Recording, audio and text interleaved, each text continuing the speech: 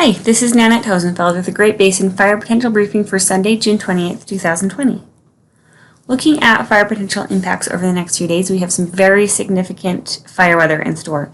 A really strong cold front is moving through the area through tomorrow, and that will bring some very strong winds to the area. You can see the image on the left. We are looking at a really broad area of winds in the 30 to 50 mile an hour range, and also an area of wind gusts greater than 60 miles an hour. This is particularly significant because aircraft can't fly at wind speeds above 50 miles an hour, and so that will have a significant impact on the fires in the area. There are some large fires already in place, and these strong winds will have a large impact on those fires. Moving into Monday, as that cold front moves through the area, we will see much cooler and wetter weather across the Great Basin. We are still looking at some very strong winds across southeastern Utah and the Arizona Strip on Monday. Over the past 24 hours, we have had a fair amount of precipitation across the Great Basin, with the greatest accumulations seen in southeastern Idaho.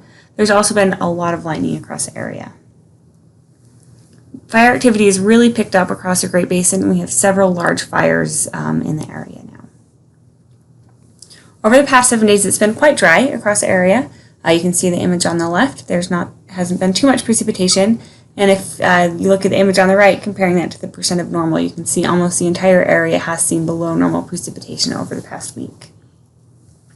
There's quite a variation in ERCs across the Great Basin as you move from north to south. Across the north, where it's been much wetter and cooler, our ERCs are generally below the 70th percentile.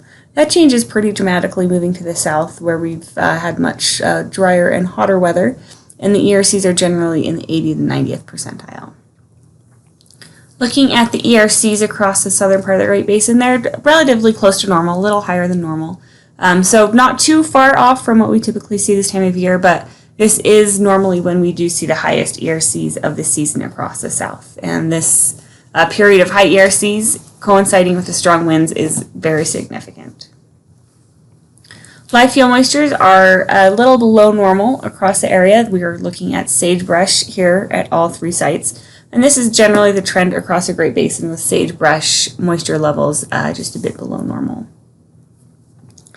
The satellite this morning shows that really impressive weather system in place. This is not a weather pattern we typically see in June. This is very abnormal weather for the end of June, which is why we are seeing such significant winds and why we're so concerned about the potential with this system.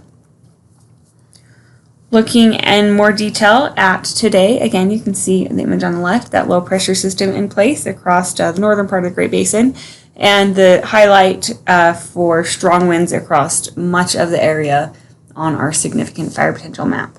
So looking in more detail at the weather for today, you can see the image on the left showing those really strong winds expected for this afternoon as that cold front moves through the area. Relative humidities will come up pretty significantly behind the cold front, but ahead of the cold front, again, generally below 15%. If we look at the precipitation, that's the image there on the right, we will see some pretty heavy precipitation with the cold front. Precipitation is expected to extend into northern Nevada and Utah through today. We could see some isolated showers and thunderstorms across southeastern Utah. As we move into Monday, that low pressure system is directly overhead the Great Basin. That cold front will be well into Utah and Nevada by Monday. The main concern for Monday is significant winds across southeastern Utah and the Arizona Strip. Those wind speeds, again, generally in the 45 to 55 mile an hour range, accompanied by really low relative humidities. So the wind threat on Monday is still significant. It is not covering as large of an area as we are expecting we will see today, but still strong winds expected again on Monday. Wetting rains are expected across much of the northern half of the Great Basin on Monday, and snow levels are expected to get down to around 8,000 feet, so we could see some snow from this system as well. As we move into Tuesday, that low pressure system begins to make its way out of the Great Basin, looking at drier conditions moving into the area. Much lighter winds are expected on Tuesday, and relative humidities will be still quite low across the southern part of the Great Basin and much higher further north, where weather will continue to be cool into Tuesday. Moisture precipitation will linger across the north on Tuesday, and we'll see another day of widespread wetting rain across the northern part of the Great Basin.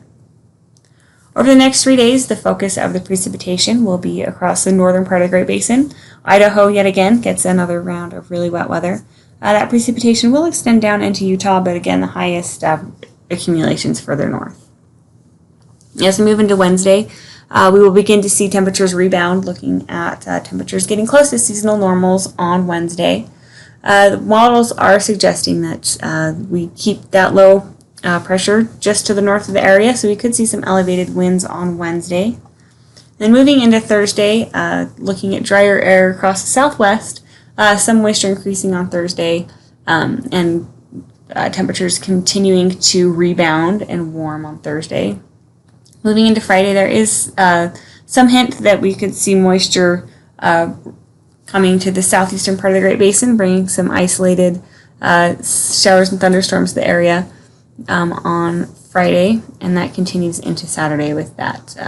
It looks like we could start to see some moisture moving into the eastern part of the Great Basin. In the 7-day period, not too much more precipitation than what we're expecting over the next 3 days. So really the bulk of the precipitation is through Monday with that low pressure system. In the 8 to 14-day period, the Climate Prediction Center is calling for below normal temperatures across the western part of the Great Basin, and below normal precipitation almost across the entire area. So that's it. If you have any questions, please feel free to contact us. Our information is on the screen, and you can also find us on Twitter. Thank you.